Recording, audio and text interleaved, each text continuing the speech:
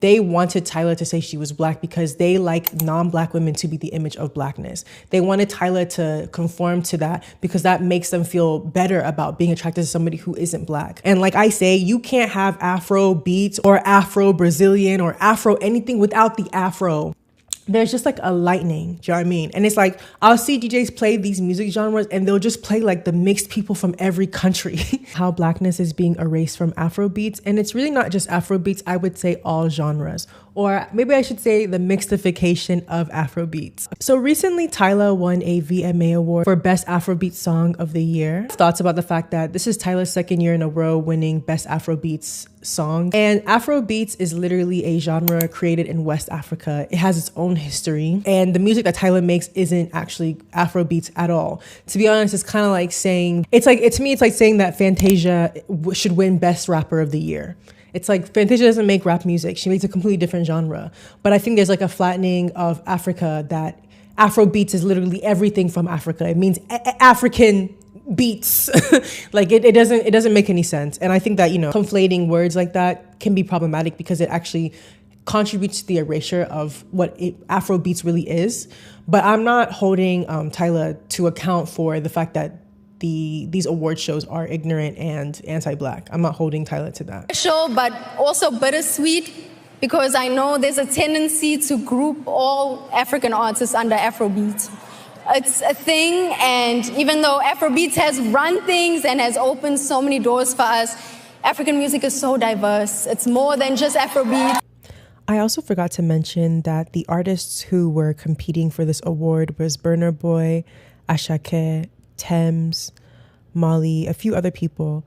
And I can only imagine how the actual Afrobeats artists feel to see somebody who is not black win 2 years in a row on a genre that literally comes from West Africa. And I also feel for Thames because Thames is the only black woman that was on that lineup. And it just doesn't seem like that's something that they're willing or wanting to give to black people who actually created that genre.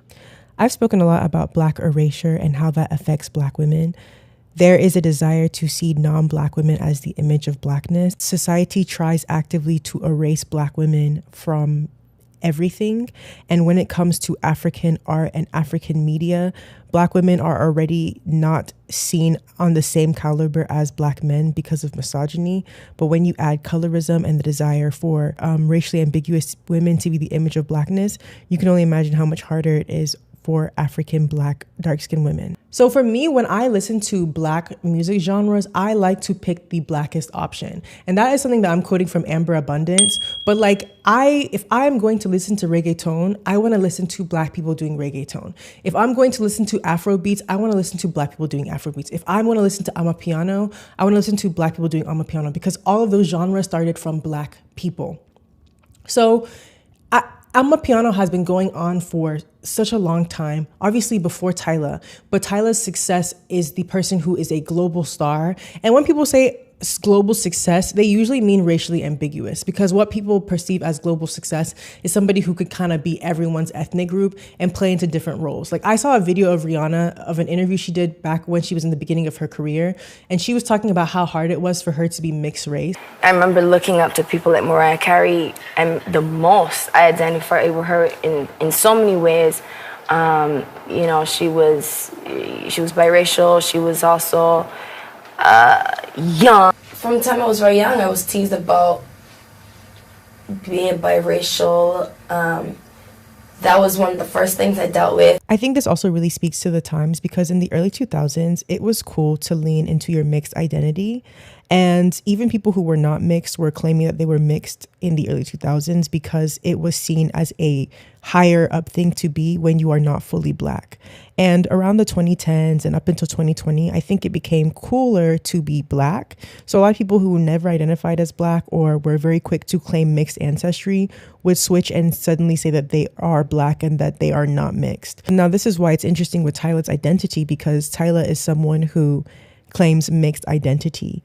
And I think in a space where a lot of people expected her to claim black and in a way that it would have been more profitable for her to claim black because then she could have gone the Cardi B route or she could have gone the Amber Rose route or any other of the many artists now who aren't black who claim black.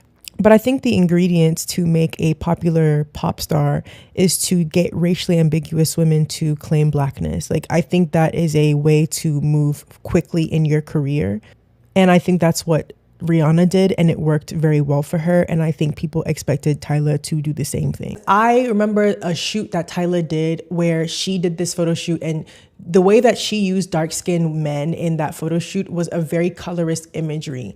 And what I've noticed with her marketing is, depending on who she's trying to reach, depending on what demographic she's trying to reach, she will change for each demographic. Like, I saw the image that she used for her like tour of Asia, and she had this certain bob, and like, let me know if y'all see it too, but it's kind of giving like, it's giving Asianish, you know what I mean? It's giving like slightly that. Tyla has South Asian ancestry, so do you know what I mean? Obviously, but that's not giving South Asian, it's kind of giving Eastern Asian, but you get what I mean? So I feel like it changes. And I see her do photo shoots where she'll have box braids, and she'll have a lot of black hairstyles, and she'll wear a kinky afro that isn't her hair texture when it's to market to a more urban crowd. And like, I don't know, just that whole thing, I'm just over it. I don't really have a desire for people who shift depending on what's in fashion in that way, because I like black people who, they're only black, like they're showing up as black. Like, that's who I like to pour my resources into. But what also I think upset people with that whole thing is that you can do all these photo shoots where you're using dark-skinned people as props. You can do all these photo shoots where you're having kinky afros that's not your hair texture and all these things. But then when someone asks you what race you identify as, you don't want to answer it, because your answer, you know, is not the marketable answer that they want you to say. They wanted Tyla to say she was black because they like non-black women to be the image of blackness. They wanted Tyla to conform to that because that makes them feel better about being attracted to somebody who isn't black. The American market wants her to identify as black, and making it seem as if black women are the reason that Tyla has the shift created is so disingenuous, because I am certain that if you look at Tyla's team, it is a lot of black men or men in general who are marketing her the way that they want to. Who asked her if she was black? It was a black man. It wasn't a black woman who asked her if she identified as black. It was a black man. You can't not admit that those things make a messy introduction. Tyla is not a black African person, because I know, although Tyla can definitely experience xenophobia because of the fact that she's not from America or the West, non-black Africans' experiences is not the same as black African experiences. And in fact, I would say that racially ambiguous people or non-black people in Africa experience a lot of privileges. But I do think that sometimes the reason that people like her and enjoy her so much is simply because she's racially ambiguous and she's a pop star. And in those kind of fan base where a lot of times they do like you for those reasons, can be very violent towards black people. I've been to so many events where whenever they want to play South African music, they'll just play a bunch of Tyla. And it's like, or whenever they want to play Amapiano music, they'll just play a bunch of Tyla. And it's like, there's so many black artists who come from South Africa. Amapiano is actually music that comes from Johannesburg townships. And the word Amapiano is actually Zulu, and it translates to the word pianos. I'll put in the information, but it has a story, right? And it's rooted, and it has roots in black history. So like, why not put black people who lived it and make the music? So even though Tyla is in Amapiano music, Amapiano is a black genre. So like, when I say picking the blackest option, this is what I mean. Like, why does the option of African music, of black music, always end up becoming more and more mixed? And I'm actually noticing this on a global scale too, because when I hear people play a lot of Jamaican music, they play Jamaican women, they're playing Shensia. I'm seeing more people talk about liking Shensia's music than I'm hearing them talk about Spice. Spice is obviously in a different age range, but we talk about global success, pop success. People know Shensia, but the reason that Shensia is pushed is because she's also mixed. I'm not saying that these girls don't have talent. Like, I hope y'all don't think I'm saying these girls are talentless. Obviously, you have to have something to get yourself in the door, but that extra push, that extra promotion, that extra marketing will always and most likely come down to colorism, because I can't think of young Jamaican women who make music, who make dance hall, who are on the same public success as Shensia. There's just like a lightning, do you know what I mean? And it's like, I'll see DJs play these music genres and they'll just play like the mixed people from every country. And I just want people to be more intentional about thinking like, actually, let me go out of my way and find black dark-skinned people who make this music genre, because that is how it started. And like, it's just so important to not lose the roots. And like, VMAs calling all African music Afrobeats is literally the erasure of Afrobeats. It's the erasure of why it got that name in the first place. And like I say, you can't have Afro beats or Afro Brazilian or Afro anything without the Afro.